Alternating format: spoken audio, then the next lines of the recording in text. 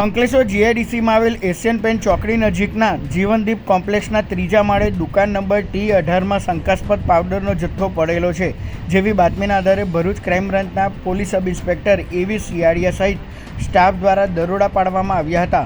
પોલીસે દુકાનમાં રહેલ 8 નંગ ડ્રમમાંથી 200 કિલો મોન્ટેલું કાસ્ટ સોડિયમ પાવડરનો જથ્થો ઝડપી પાડ્યો હતો.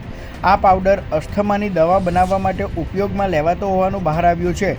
પોલીસે 70 લાખનો પાવડર અને 4 મોબાઈલ ફોન મળી કુલ રૂપિયા 70.40 લાખનો મુદ્દામાલ કબજે કર્યો હતો અને દીવા રોડ પર આવેલ મંગલમૂર્તિ સોસાયટીમાં રહેતા જેમિસ અશોક મોદી તેમજ ધ્રુવિક મિતેશકુમાર મોદીની શંકાસ્પદ હાલતમાં અટકાયત કરી આ પાવડર અંગે પૂછપરછ કરતા આ જથ્થો તેઓનો મિત્ર અનુજ જયસ્વાલ મૂકી ગયો હોવાની કબૂલાત કરી હતી.